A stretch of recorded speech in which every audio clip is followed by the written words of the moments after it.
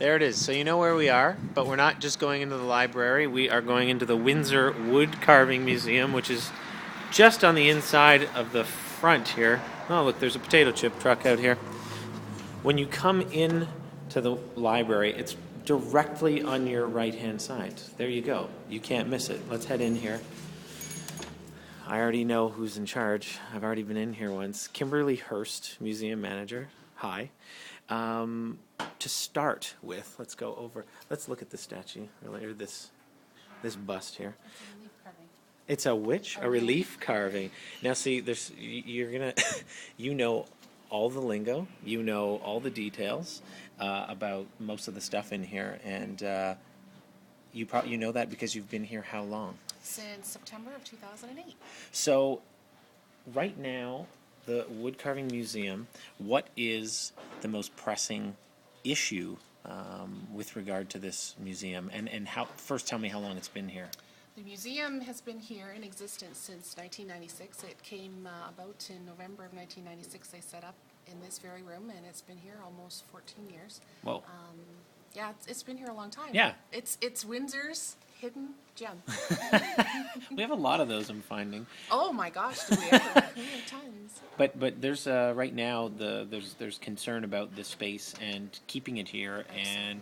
And realistically, what I mean, it does it fall under the umbrella of the library? Is it completely separate? It's a completely separate entity all unto its own. This is run by board of directors that are separate from the Windsor Library Board, and they graciously gave us this space 14 years ago, and we've been here ever since. And right now, there's a money issue, yes? There's definitely a money issue because of the way things went with the bingos and such. Continue to go. And continue to go, Yeah. and you'll find this with every nonprofit organization where everybody's struggling to survive, and we are no different. So you take donations. I mean, I just showed everybody where you are, how easy it would be to find you. Someone could come in with a check. Absolutely. If they wanted to. Or send it in easily. Now, are you planning on doing fundraising to keep it going? We are. We're in the process of getting a few things together. One will be a comedy club night. Okay. And some big pasta fundraisers and maybe some dances and things like that. Are they going to take place downtown? Do you know? I'm hoping. Well, if they we do, can you get just- a great venue. Yeah, you just kind of let me know when those are happening so I can share. I would love to show some of the work off right now. I just have to keep close to Kimberly here because we've had some sound issues in the past. Now, there's a bit of everything in here. There's the wildlife stuff. In fact, I want to come over here because these are the first. Oops, pardon my fingers. These were the first characters I saw, and it didn't hit me right away that this was like everything in here was wood. I mean, Absolutely. the name suggests it. Yes. But how many like different artists have work on display here? Oh gosh, we've probably got about 25, 35. It depends on which showcase you're going to. We have a multitude. And not only are they from this area, we have them from Quebec, we have them from Europe, we have them from the United States, so they're pieces that are from all over. And do you have members? Do you have groups that get together and do, I guess, wood carving projects together, or do you have events that take place for a series of people who are really into wood carving? We do. We have a membership that belongs to the museum, and Yep. they are carvers and non-carvers, just people, friends of the museum that like to support museums and happen to love this particular art form. We have had some great projects done. One of them here is Noah's Ark, and this was done by our members. Now you showed me this earlier. How long did it take them to make this happen? Months and months. They had to build their own steam box because the steam box wasn't big enough that they had to accomplish what they needed to accomplish with bending the wood to shape the ark. So Yeah, and so then- steam boxes are kind of what a common vernacular for wood For carvers woodcarvers, because woodworkers. they need to make the wood bend so Absolutely. that and they just Absolutely. steam the wood and put it in a what do they got, jig or something, and then you're like, That oh I no. don't know. I would have to have a I took some carver art on hand classes. to answer. So Just dump me. so this was done. When was this done? This was done in 2001, I believe. Like this is and this was done by members. You And said. this was done by our own members, Na- members. now- As are the little animals. These are all wooden animals. These are not from the dollar store. Now this is a pretty. It seems like a very family-friendly space. Do you have? Extremely. Well, would you say that your crowd is the artisan wood carver mostly, or would you say it is kids and families coming to the library? We have a huge cross-section. We have a lot of immigrants come here because a lot of them, it reminds them of home.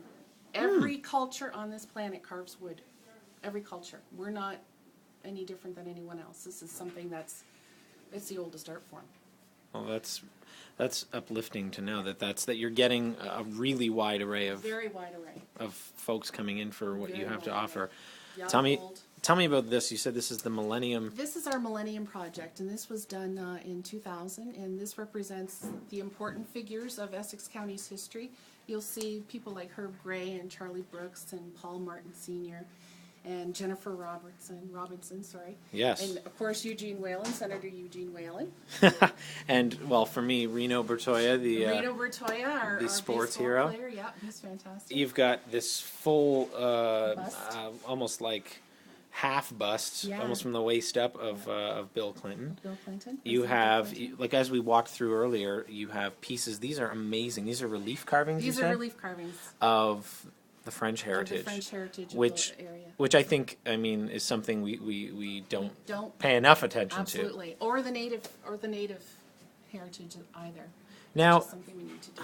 I looked at this pumpkin. I thought Isn't that was that a pumpkin fabulous? too. Like Yeah. it's something you have to do a double take when you're in here. Most of the stuff you can't necessarily It's tell hard to right away. It's believe, not you know, that even it's though I've been wood. here for so long and I carve wood myself, I still look at these pieces and say, my God, this is amazing. See, you just answered That's my how- last question. Oh, Yes. Do you do this? Is I this do is that why you got involved here? no, I had never carved wood. I'd only carved soapstone. I had whittled as a child, but I'd never actually carved wood. So I took my first class last September, and it's amazing. And now you do it on a regular basis? Yes, I do every week.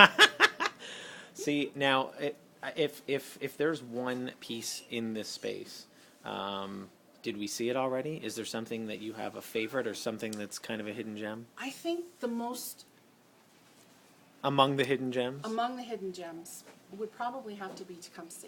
Let's go I have a think look. Let's go over because there. of his size and his importance in the area. Yes. I think he speaks to us and who we are as a people. Now, he greets you right when you come And in. he greets us right when we I kind of come in. raced by because I thought that might be the big piece. Now, you said right now there's an interesting thing going on, potentially a casting of this sculpture Yeah, being done, bronze. We're hoping to bronze him to help raise funds to keep the museum open because we're struggling financially right now, as others are as well.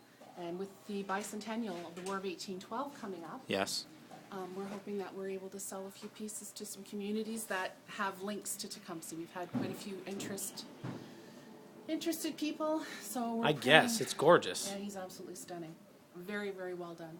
And who did this? This is done by Neil Cox. He was born in Ingersoll, and he lives in Toronto now.